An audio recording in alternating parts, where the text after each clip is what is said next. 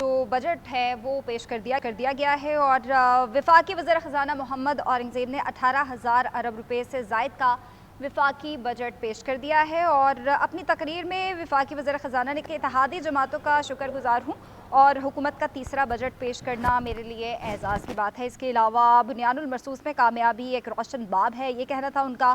اس کے ساتھ ساتھ انہوں نے یہ بھی کہا کہ پاکستان اور سعودی عرب کے درمیان دفاعی معاہدے کا ذکر کرنا چاہتا ہوں۔ ہمارے پاس مقدس اور بھاری ذمہ داری ہے، سعودی عرب کے ساتھ بھائی چارے کا رشتہ دفاعی معاہدے پہ ہے۔ اب وفاقی وزیر خزانہ نے اس مالی سال میں لارج سکیل مینوفیکچرنگ کی شرح نمو 6.1% رہی، خدمات شعبے میں 4.1% شرح نمو سامنے آئی، جبکہ ہماری معیشت کا حجم 452 ارب ڈالر تک پہنچ چکا ہے، جو کہ نیا سنگ میل ہے، جبکہ فی کس آمدنی 1751 ڈالر سے بڑھ کر 1901 ڈالر ہو گئی ہے۔ مزید انہوں نے یہ کہا کہ پچھلے 2 سالوں میں پالیسی ریٹ میں تاریخی کمی واقع ہوئی ہے اور زر مبادلہ ذخائر میں 3 سال قبل 4 ارب ڈالر تھے، جو کہ اب بڑھ کر 17 ارب ڈالر سے زائد ہو چکے ہیں۔ ترسیلات زر پچھلے مالی سال 38 ارب ڈالر تھی اور اس مالی سال کے پہلے 11 مہینے میں ترسیلات زر کا حجم 38 ارب ڈالر تک پہنچا ہے۔ وزیر خزانہ نے کہا کہ ملکی دفاعی حکومت کی اہم ترجیح ہے، اس قومی فرض کے لیے انہوں نے 3,000 ارب روپے فراہم کیے ہیں۔ ہمارے گیسٹ جو ہیں وہ ہمارے ساتھ ہیں، سعید قاضی صاحب ہمارے ساتھ ہیں اور اس کے علاوہ رانا طارق محمود صاحب نے ہمیں جوائن کیا ہے، چین اسٹور ایسوسی ایشن۔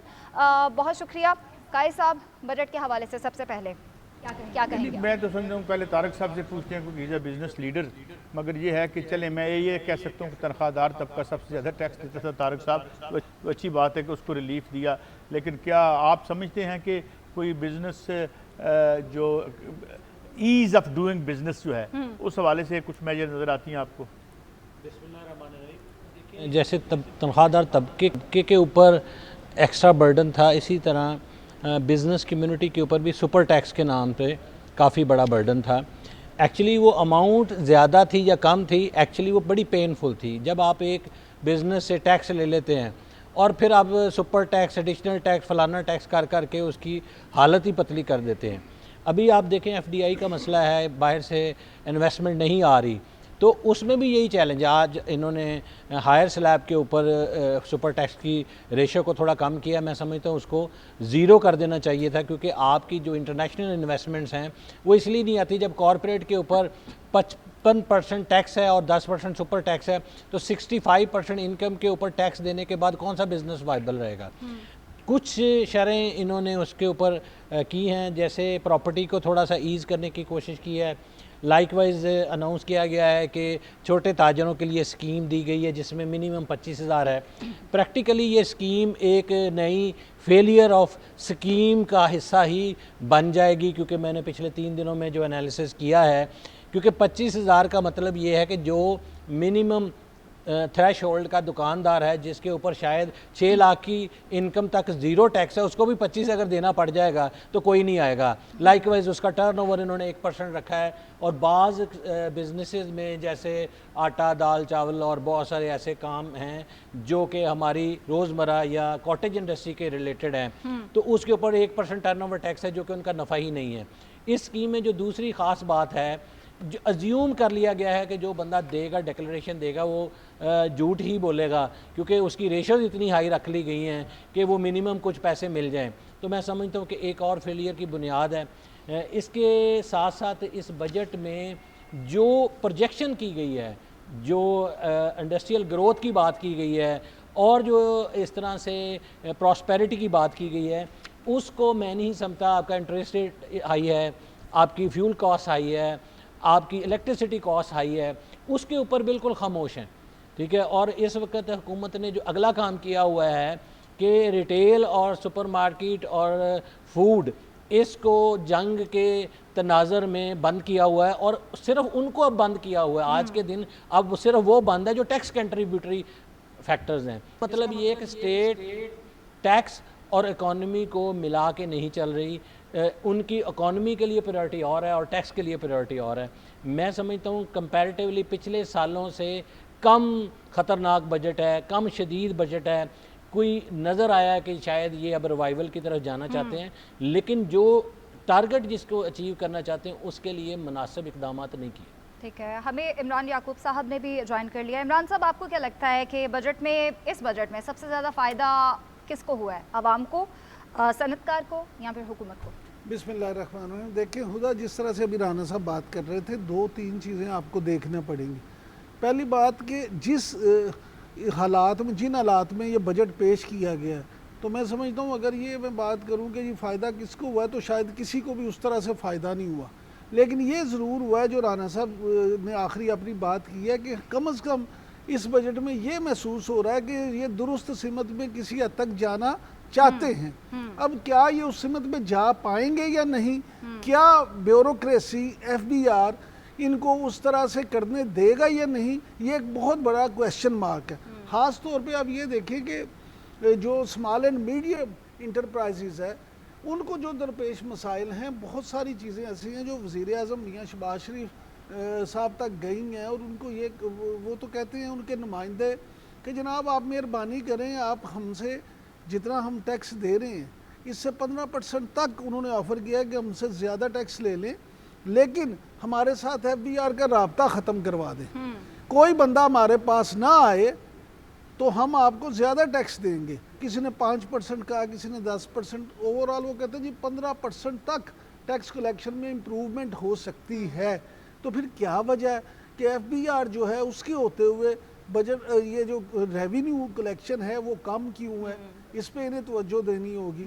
کہ آپ نے اربوں روپے کی گاڑیاں تو دے دیں, لیکن وہ کیا وہ فیلڈ سٹاف کو گاڑیاں دے کے اس سے آدھا بھی آپ ٹیکس ریونیو کلیکشن میں کوئی بہتری لا سکے, یہ چیز ہے. پھر اس کے بعد یہ دیکھیں کہ صنعت کار جو ہے, اب ہمارا اگر ایمفیسس اس بات پہ ہے کہ ہم ایکسپورٹ کریں, ہم ریمیٹنس بڑھائیں. یو اے ای آپ کا تقریباً 70 لاکھ پاکستانی جو ہے, اور ایک ریمیٹنس کا بڑا حصہ وہاں سے آتا ہے. ایران امریکہ جنگ نے وہاں پہ جو حالات کر دیے, وہ اب ان کا مستقبل جو ہے وہ بڑا مشکوک سا ہے. تو کیا آپ کی ریمیٹنس وہاں سے اگر کم ہوتی ہے تو آپ کے پاس اس کا سیکنڈ جو الٹرنیٹیو ہے وہ کیا ہے؟ آپ نے ایکسپورٹ کے لیے صنعت کار کو کچھ مدد کی ہے کیا؟ اتنا ہی مہنگی بجلی اور گیس لے کے انرجی کے اس کرائسس میں وہ عالمی منڈی کا مقابلہ کر پائے گا؟ رانا صاحب یہ چین سٹورز کو بھی لیڈ کرتے ہیں, یہ خود مینوفیکچرر بھی ہیں. اگر میں ان سے یہ پوچھوں کہ رانا صاحب آپ کیا یہاں پہ, جس کو ہم یہ کہتے تھے کہ پاکستان کبھی کاٹن کا گھر ہوتا تھا, پاکستان دنیا کی بہترین کاٹن گرو کرتا تھا, تو آپ اب اپنے کپڑے بنوانے کے لیے چائنا جاتے ہیں, ویتنام جاتے ہیں, ترکی جاتے ہیں, یہاں پہ آپ کی کپاس جو ہے یا اس کو بیماری پڑ گئی یا اس کی جو ہے وہ جتنی کھپت ہے وہی پوری نہیں ہو رہی. تو یہ چیزیں ہیں رانا صاحب. کوئی ایک ایسی چیز ہم آپ سے جاننا چاہیں گے کہ جس سے ہم یہ کہہ سکیں کہ واقعی صنعت کار کو بھی اب ریلیف ملے گا. دیکھیں آپ نے نا جو بات کی اس کو میں ڈیفرنٹ پرائے میں جوڑتا ہوں. 2 باتیں آپ نے کی, ریمیٹنس کی بات کی اور کاٹن بیسڈ اکانومی کی بات کی. یہ دونوں بڑے میجر کنٹریبیوٹری ہیں. اگر آپ اپنی ایکسپورٹ کو دیکھیں تو کم از کم 18 بلین میں 13-13.5 بلین کا کنٹریبیوشن کاٹن بیس اکانومی پہ ہے. اور آپ پچھلے 10 سالوں میں دیکھیں کاٹن کی ڈکلائن, ابھی جو کل سروے آیا اس میں بھی کاٹن کے اوپر ڈکلائن ہے. اور اس کے بعد آپ نے جو کاٹن ایریا ہے اس کی پروٹیکشن کو ختم کر دیا, آپ نے کسی قسم کے اس کے اوپر انیشیٹو نہیں دیے. دیکھیں کاٹن کی جو کراپ ہے وہ ایک ڈینجرس کراپ ہے in terms of business model.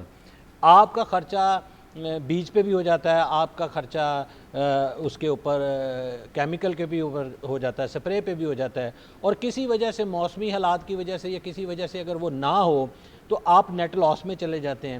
Cotton کا جو اگر آپ سائیکل دیکھیں, جس سال اچھی فصل ہوتی ہے ریٹ نہیں ملتا, اور جس سال فصل بری ہوتی ہے اس سال ریٹ مل جاتا ہے. تو کسان غربت کے دائیں بائیں پھر رہا ہوتا ہے. کبھی تھوڑا سا باہر آتا ہے تو وہ نکل کے کوئی گاڑی لے لی, کوئی ٹیلی فون لے لیا, کوئی فریج لے لیا. تو آپ نے کسان کو ڈیولپ نہیں ہونے دیا. اس کی جیب میں پیسہ نہیں ہے. جب وہ پیسہ ہوگا وہ گھر, کپڑے اور اس ساری چیزوں سے نکلے گا تو وہ کیا کرے گا؟ وہ انویسٹ کرے گا, وہ اپنے آلات پہ انویسٹ کرے گا, وہ اپنی ایجوکیشن پہ انویسٹ کرے گا, وہ ٹیکنالوجی پہ انویسٹ کرے گا. جب آپ 100 سال پہلے کی ٹیکنالوجی سے آج کام کریں گے, خواہ زراعت ہے, بزنس ہے, انڈسٹری ہے, ایون کہ میڈیا ہے, آپ سسٹین نہیں کر سکتے. تو اس لیے کاٹن بیس اکانومی کو بچانے کے لیے مجھے تو اس بجٹ میں کوئی چیز نظر نہیں آئی. نمبر 1. نمبر 2, اگر آپ کی ریمیٹنسز ریڈیوس ہو جاتی ہیں، جیسے مڈل ایسٹ میں کرائسس ہے، جیسے اگر یورپ، یو ایس، یو کے میں دیکھیں، آسٹریلیا میں دیکھیں تو امیگریشن لاز جتنے چینج ہو رہے ہیں، تو جس ریشو سے آپ لوگ پہلے باہر جا رہے تھے اور جا کے ریمیٹنسز بھیج رہے تھے، اب ان کی ریشو ڈراسٹیکلی لو ہو جائے گی، بلکہ ان ممالک نے جو پالیسیاں بنائی ہیں ان کے تحت ان کے لیے نیشنلائز کرنا اور اس کے علاوہ وہاں پہ سسٹین کرنا مشکل ہو جائے گا۔ تو میں سمجھتا ہوں کہ پاکستان کو ایکسپورٹ اور ریمیٹنس اس کے اوپر بہت ڈیپ ڈاؤن جا کے ورکنگ کرنے کی ضرورت ہے، اور اگر آپ اپنے ملک کو کوئک سیٹ میں سیٹل کرنا چاہتے ہیں تو آپ ریلیف دیں اپنی انڈسٹری کے دونوں پارٹ کو، ڈومیسٹک انڈسٹری کو تاکہ امپورٹ کا بل کم ہو، اور ایکسپورٹ کی انڈسٹری کو تاکہ وہ ایکسپورٹ میں کمپیٹیبل ہو۔ اچھا، جب ہم ریلیف کی بات کرتے ہیں نا تو ایک ڈیبیٹ شروع ہو جاتی ہے کہ یہ شاید کوئی کنسیشن مانگ رہے ہیں۔ یہ کنسیشن اس لیے کیونکہ ہم کمپیریزن کیا کرتے ہیں کہ حکومت نے 18% جی ایس ٹی ریٹ مقرر کر دیا اور آپ نے اس سیکٹر کو سسٹین کرنے کے لیے 13 کیا، ہم کہتے ہیں کہ یہ 5% کی ڈسکاؤنٹ ہے۔ 18% کہاں سے لکھا ہوا ہے؟ آپ یونائٹڈ اسٹیٹ میں جائیں، آپ کینیڈا میں جائیں، آپ مختلف ملکوں میں جائیں، وہاں state to state G S T rate different ہے۔ اس کا مطلب یہ ہے کہ یہ کوئی آسمانی صحیفہ نہیں ہے کہ یہ جی ایس ٹی ریٹ ہوگا۔ ہم اس چیز کو ہم سبسڈائز کے فارم میں دیتے ہیں کیونکہ حکومت اس کو اس طرح سے لکھتی ہے کہ میں نے آپ سے 100 روپے لینا تھا، میں نے 90 لیے اور میں نے 10 روپے سبسڈائز کر دیا۔ حالانکہ آپ آج بھی دیکھیں پوری دنیا میں اسٹیٹ اپنے پریفرڈ سیکٹرز کو مینج کرتی ہے، اور اس کو کس طرح سے مینج کرتی ہے؟ ڈیکلریشن سے کرے یا کیسے؟ ہم نے کیا کیا، جو ایکسپورٹ تھی اس کی ساری انڈسٹری کو پچھلے سال ہم نے نارمل ٹیکس رجیم میں ڈال دیا۔ اب ایکسپورٹر جو ہے اپنے بزنس کو، اپنے کسٹمر کو ٹائم دینے کی بجائے نا ٹیکس کی کمپلائنس میں پھنسا ہوا ہے، اس کے آڈٹ میں پھنسا ہوا ہے، اس کے نوٹسز میں پھنسا ہوا ہے۔ میں آج اپنے یونٹ پہ تھا، آپ حیران ہوں گے کہ آج میرے سٹاف نے مجھے بتایا کہ جو ایل پی جی ہے جس کے اوپر ہم اپنی بوائلر چلاتے ہیں، ہیٹ جنریٹ کرتے ہیں چیزوں کو پریس کرنے کے لیے، وہ سب سے بڑا کانٹینٹ بن گیا، وہ 3 ٹائم مہنگی ہو گئی ہے۔ میں نے انہیں کہا کہ آپ سولر لگا کے ایل پی جی کا الٹرنیٹ کر لیں تاکہ ہم کوئی ایسا سلوشن نکالیں۔ آپ کی جس سپیڈ سے کاسٹ بدل رہی ہے آپ اس سپیڈ سے اپنی پرائس نہیں بدل سکتے، آپ بدلیں گے آپ کا کسٹمر متنفر ہو جائے گا۔ بالکل تو اس قسم کے فیصلے کرنے کی ضرورت ہے۔ میں نہیں سمجھتا کہ اس بجٹ کے اور اس امیڈیٹ مومنٹ میں ہم کو زیادہ ڈیبیٹ کر سکتے ہیں۔ اگلے چند دنوں میں تفصیلات آئیں گی، اس کی سٹڈی ہوگی تو پھر پتہ چلے گا، ورنہ تو اکثر بجٹ آپ نے دیکھا ہے کہ پہلے دن سب تالیاں بجا دیتے ہیں اور 3 دن کے بعد رونا شروع ہو جاتا ہے۔ تمام ایسوسیشنیں اپنے لوگوں کو لے کے اسلام آباد پہنچ جاتی ہیں اور پھر اشتہاروں کی ایک برمار شروع ہو جاتی ہے کہ سانو بچاؤ سانو بچاؤ۔ اچھا قاضی صاحب، یہاں پہ آپ سے بھی میں ایک بات جاننا چاہوں گا کیونکہ آپ ماشاءاللہ بڑے آپ نے بجٹ کور بھی کیے ہیں۔ یہ فرمائیے گا کہ جو بجٹ کے بعد دوسرے دن ہی ضمنی بجٹ کا سلسلہ ایک نیا شروع ہو جاتا ہے، تو آپ نے آج تقریر ہم نے اکٹھے ہی بیٹھ کے جو سنی، آپ کا نتیجہ کیا ہے کہ اس بجٹ کے بعد ضمنی بجٹ کب متوقع ہے؟ پہلے تو میں اس کی بات کا جواب دے دوں۔ ہماری معزز اینکر انہوں نے کہا تھا کہ یہ بجٹ کس کے فائدے میں ہے، تو میرا یہ خیال ہے یہ بجٹ بنانے والوں کو زیادہ تر فائدے میں ہے، باقی تو جس کا سلسلہ۔ دوسری آپ نے یہ بات فرمائی کہ دیکھیں یہ بڑا اچھا سوال آپ نے کیا۔ ہم جب بجٹ اخباروں کے لیے کور کرتے تھے تو کم از کم جو ٹارگٹ سیٹ ہوتے تھے، جو پرائسز ہوتی تھی، 1 سال رہتی تھی۔ اب بجٹ نا ایک ماحول سا بن کے رہ گیا ہے۔ بھائی جس طرح ہر ہفتے آپ کی بجلی کی قیمت بڑھنی ہے، ہر ہفتے اور ان کے سب سے زیادہ وکٹم عام آدمی بھی ہے مگر بزنس والا بھی ہے۔ میں تو سمجھتا ہوں کہ بزنس مین جو یہاں پہ آنیسٹلی بزنس کر رہے ہیں وہ بڑا جہاد فرما رہے ہیں، ٹھیک ہے۔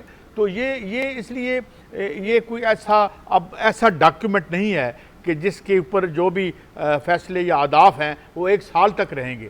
ہمیں کوئی پتہ نہیں پرسوں بجلی کی کیا، ہاں یہ ہوتا ہے کہ 5 روپے بجلی ود گئی تو 2 پیسے کم کر دی، یہ ہمارے جو ہے۔ تو یہ پیٹرول کی قیمت بھی تو قاضی صاحب ہر ہفتے بڑھ رہی ہوتی ہے، پیٹرول کی قیمت بڑھ رہی ہے، اور پھر یہ کہ دیکھیں وہ بھی غلط ہے۔ جس طرح اب انہوں نے قیمت ادھر جنگ ہوئی، پرانی انوینٹریز پڑی ہوئی تھی یا جنہیں امریکہ میں انوینٹوریز کہتے ہیں، تو انہوں نے جناب بیٹھے بیٹھے وہ مفتاح اسماعیل کہتے ہیں جی ہر پمپ کو، مجھے نہیں پتا، مفتاح صاحب سے پوچھیے گا، مجھ پر نہ کوئی لگا دیجیے گا، وہ کہتے ہیں بیٹھے بیٹھے ان کے پرافٹ بڑھ گئے۔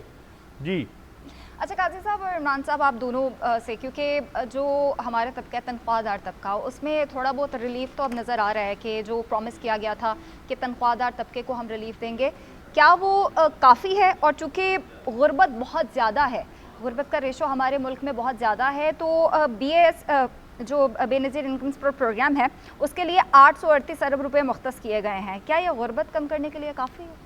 अच्छा, इस पे ना मुख्तलिफ जो हैं लोग उनका एक फिक्र कह जी सर, ये काफ़ी है, गुर्बत कम करने वालों की गुर्बत कम करने के लिए बहुत बिल्कुल अच्छा, गरीबी ख़त्म हो जाए। इसमें असल में देखें, इस पे 2-3 राय हैं। पहली बात तो ये कि क्या अगर आप किसी बंदे को इतने पैसे दे देते हैं 10-12-14 हज़ार महीना, तो क्या उससे गुर्बत ख़त्म हो जाएगी? तो मुझे इस पे नबी करीम सल्लल्लाहु अलैहि वसल्लम की ज़िंदगी का वाक़या याद आता है कि एक बंदा आया उनके पास, उसने कहा मेरे पास कुछ नहीं है खाने को, तो नबी करीम सल्लल्लाहु अलैहि वसल्लम ने फरमाया कि तुम्हारे पास क्या है?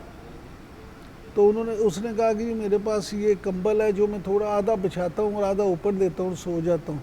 तो नबी करीम सल्लल्लाहु अलैहि वसल्लम ने फरमाया इसको बेचो और जाके वहाँ से वो लोहे का कुल्हाड़ा लेके और ख़ुद अपने दस्ते मुबारक से उसको वो उसमें लकड़ी लगा के दी और कहा जाओ लकड़ियाँ बेचो और अपना गुजारा करो। और चंद दिन के बाद वो जब मिला तो उसने बड़ा शुक्रिया भी अदा किया और कहा कि आज मेरे पास पैसे इतने हैं और मेरे पास पैसे जमा भी हैं।